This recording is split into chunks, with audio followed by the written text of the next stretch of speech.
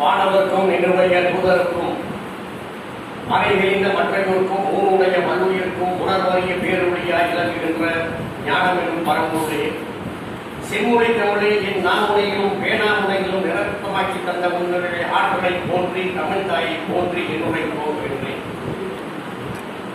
மதுரை இலக்கிய பேரனுடைய இன்றைய பேச்சரங்கத்திற்கு தலைமையில் இருக்கின்ற மதிப்பிற்கும் மரியாதைக்குரிய இந்த அமைப்பினுடைய செயலாளர் மரியாதைக்குரிய மாமா கோட்டிராஜன் அவர்களே, பொருளாளர் கணியத்திற்குரிய ராஜேந்திர பாபு அவர்களே, கருத்துரைகளை எடுத்துரைக்க வந்திருக்கக்கூடிய பேச்சாளர் பெருமக்களே மற்றும் இங்கே வருகை தந்திருக்கக்கூடிய அனைவருக்கும் என்னுடைய முதற்கண் நெஞ்சார்ந்த நன்றியும் வணக்கத்தையும் தெரிவித்து, போராடும் வரை மனிதன் என்ற தலைப்பில் என்னுடைய கருத்துக்களை உங்கள் முன் வைக்க கடமைப்பட்டிருக்கின்றேன்.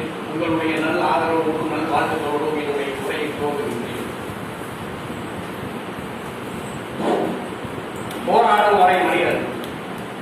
மனித உலகத்தின் உணர்வின் வெளிப்பாடுகள் போராட்டம். மனித உலகத்தின் உணர்ச்சி பிரளயம் வன்முறை. போராட்டம் என்பது மனித உணர்வின் உயர்வுகளின் சிந்தனையின் கிளர்ச்சி.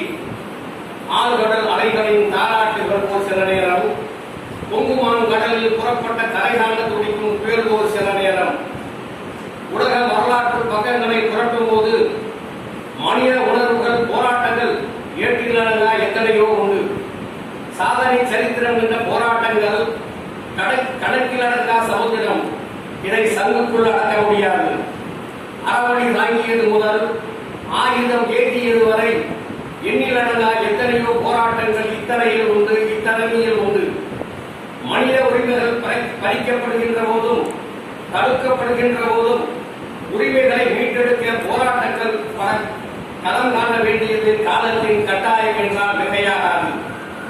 காரல் மார்க்சின் பொருள் முதல்வாத போராட்டம் கருணை மாளிகையில் இருந்தாலும் எனது நினைவெல்லாம் சைபீரிய பாலைகளில் வரைபடும் மக்களை சுற்றியே வட்டமிடும் என்று சொன்ன மார்க்சிஸ்ட் லெனினுடைய தொழில் உரிமை போராட்டம், இத்தாலியின் இரும்பு துணியில் வழங்கிக்கப்பட்ட மாகினி கரிபாண்டியின் மக்கள் உரிமை போராட்டம், துருக்கியின் தந்தை என்று போற்றப்பட்ட முஸ்தபா கமால் பாஷா அவர்களின் முன்னுரிமை போராட்டம், இன்னும் சொல்ல போனால் இந்திய மண்ணில் வேரூன்றிய பாஞ்சாலங்குறிச்சியிலிருந்து புறப்பட்ட போர்வால் வீரபாண்டிய கட்டபொம்மனின் முதல் விடுதலை போராட்டம், ஒடுக்கப்பட்ட மக்களின் உரிமைக்காக குரல் கொடுத்த பாபா சாஹேப் அம்பேத்கர் அவர்களின் சட்ட நுணுக்க போராட்டம், இந்திய நாட்டின் விடுதலைக்காக அண்ணல் காந்தி கண்ட அகிம்சை வழியில் கூட்ட அரவணை போராட்டம், பகுத்தறிவு தந்தை பெரியாரின் பகுத்தறிவு போராட்டம், பேரறிஞர் அண்ணாவின்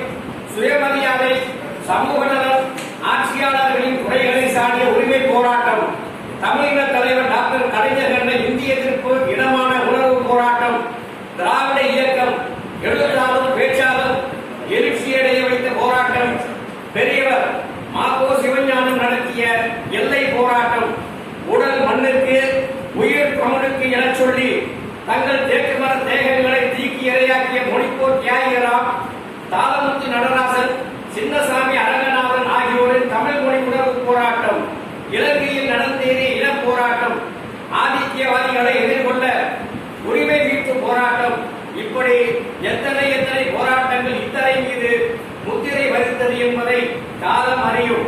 போராட்டம் என்பது தூண்டிவிடப்படும் தீஜுவாதை அல்ல, கட்டுக்கடங்காத காட்டு தீ, காணல் நீரல்ல, கரையுடைத்து கிளம்பும் காற்றாற்று வெள்ளம்.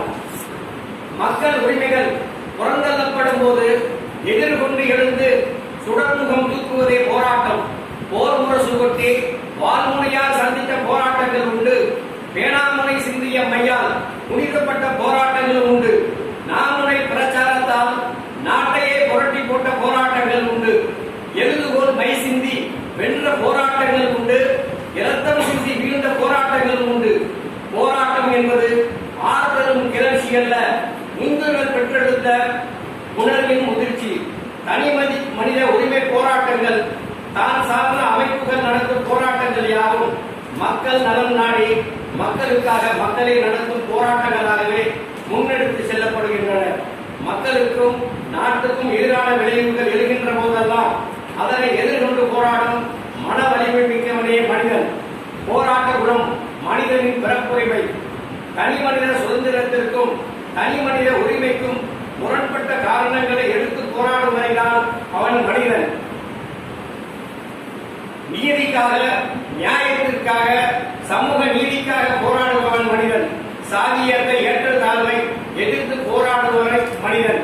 மனித உரிமைக்காக, உலக உயிரினங்களின் நலனுக்காக தன்னார்வலனாக முன்வந்து போராடும் வரை மனிதன். மரணத்திற்கு பின் அவன் மாவீரன். போராடும் வரை மனிதன். போராட்ட வெற்றிக்கு பின் அவன் ஒரு வரலாறு. வாழும் காலத்தில் போராடும் வரை மனிதன். அவன் வாழ்க்கைக்கு பிறகும் வரலாறாக வாழ்கின்றான். போராடும் வரை மனிதன் தன் சாவுக்கு பின் சாகா வரம் பெற்ற சகாப்தமாக வாழ்கிறான் என்பது காலத்தின் தீர்ப்பு. போராடு மனிதா, போராடு. நீ வாழும் வரை போராடு. வாய்ப்புக்கு நன்றி கூறி விடைபெறுகின்றேன். நன்றி, வணக்கம்.